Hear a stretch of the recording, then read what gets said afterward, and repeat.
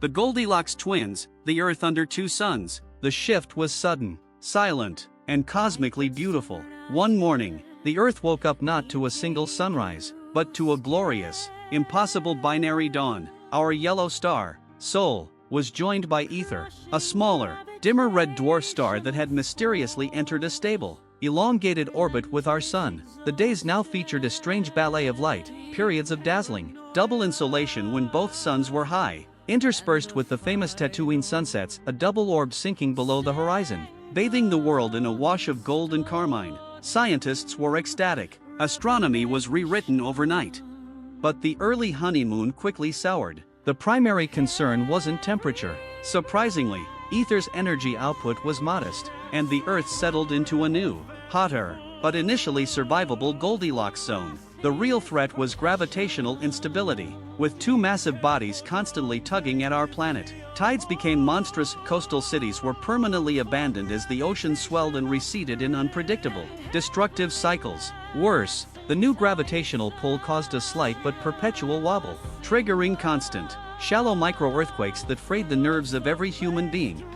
The most profound, psychological change, however, was the death of the night. Due to the binary orbits, genuine, complete darkness became a rarity, a brief, precious hour of twilight when both suns were momentarily below the horizon. The human species, evolved over millennia to rely on the 24-hour cycle of light and dark, descended into global insomnia. The hormone melatonin became a rare commodity, and without the restorative power of true sleep, the collective human psyche began to fray. Depression, psychosis, and acute paranoia became the norm. People started congregating in underground bunkers and caves, not for protection from the heat, but for the priceless, absolute absence of light. Darkness became the ultimate luxury, the ultimate drug.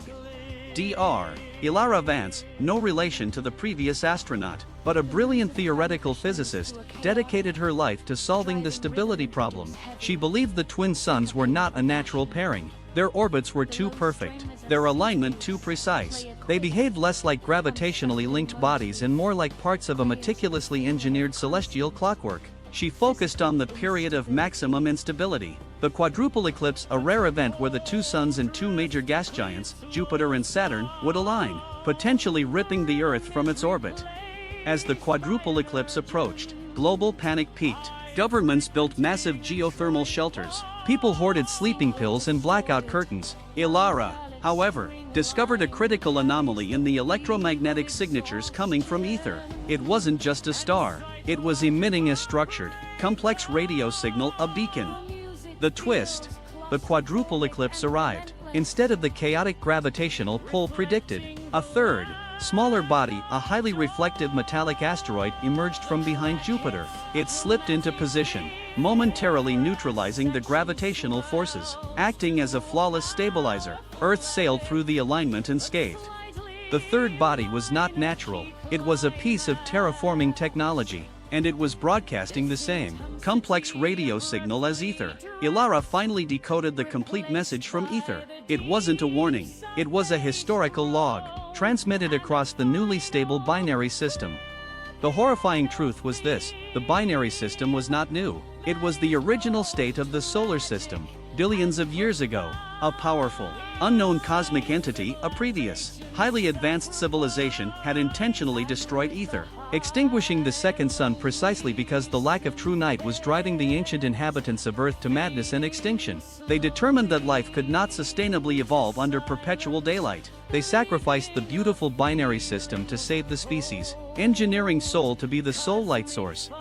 The arrival of the second sun, Aether, was not an astronomical event. It was a reignition, a small, dedicated, and fanatical cult within modern humanity, an underground movement obsessed with cosmic purity. And the return to the original system had spent decades developing technology to reignite the dormant, smaller star, believing the double suns were the key to a higher evolutionary state. The current psychological chaos, the global insomnia, the paranoia, it was all happening before, and it was why the ancient civilization eliminated Aether. The terror wasn't an unintended consequence of the second sun, it was the direct, intended result. Humanity was now trapped in a beautiful, but perpetually exhausting, self-inflicted hell, forced to repeat a mistake made millennia ago, And the third stabilizing body? It was the original failsafe system, still functioning, but now struggling against the new, fanatical human-induced force. The real threat wasn't the stars, but humanity's desire to rewind the evolutionary clock.